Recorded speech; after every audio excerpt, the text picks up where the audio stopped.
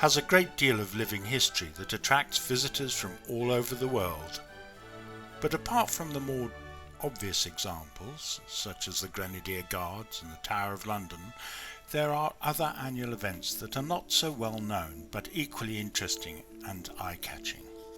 Swan Upping is a very good example of this. In the third week of July every year, a colourful procession of small boats makes its way up the River Thames from Sunbury to Abingdon, a distance of about 80 miles. The purpose of this procession is to count all wild mute swans on the Thames between these two towns, and has been going on since the 12th century.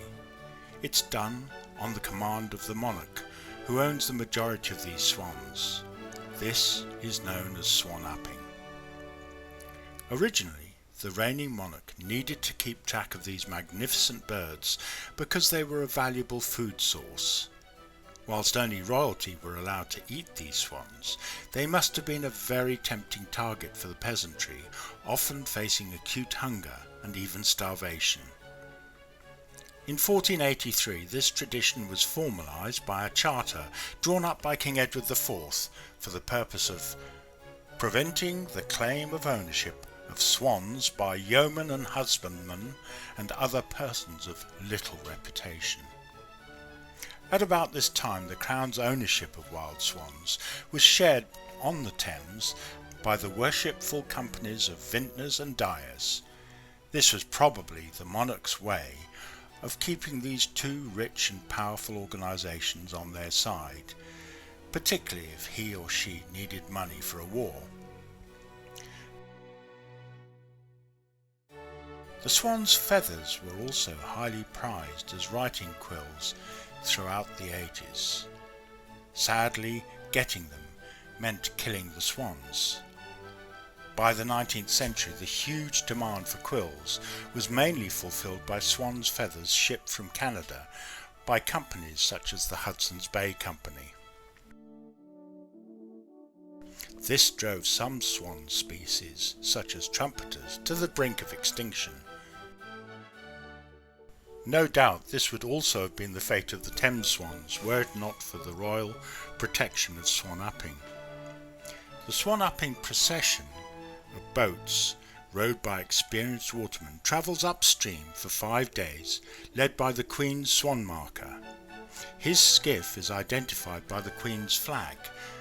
David Barber, the current Royal Swan marker, is seen here during the 2009 and 2016 Swan Uppings.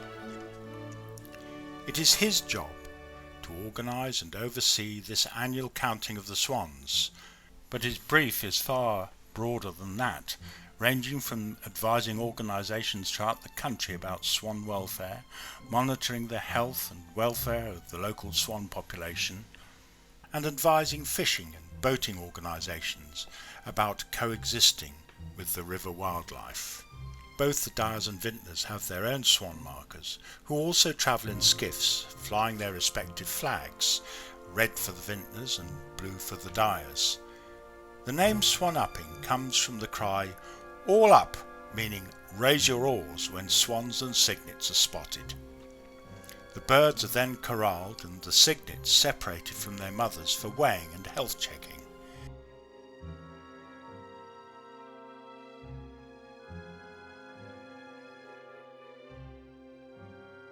Here at Benson Lock in 2009, the health and weight of both cygnets and mature swans are being checked by the accompanying veterinary team from Oxford University. There are many vantage points en route to observe the Swan Upping procession, but to be sure of seeing them checking and ringing the swans, it is best to follow them by boat.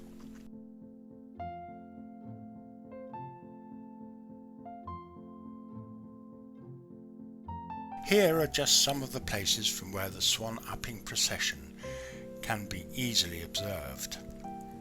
Henley Town Quay, just by the main bridge over the Thames.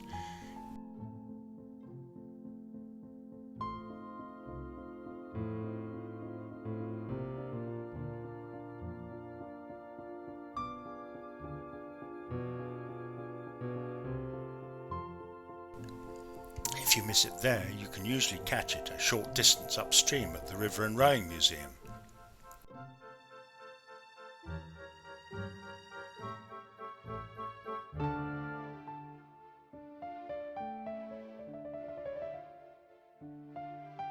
With one of the largest bevies of swans on the river, Caversham near Reading is also a very good spot.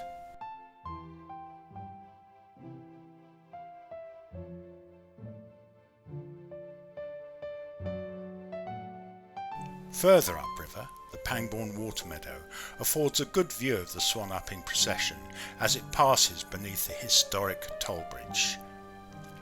Shillingford Bridge upstream from Benson and Wallingford is also a very good place to watch the passing show.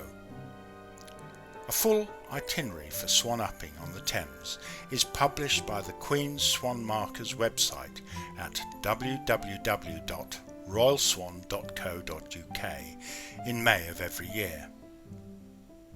As well as being a fine spectacle, Swan Upping is one of the many golden threads woven into the tapestry of Britain's culture, which unites the past with the present.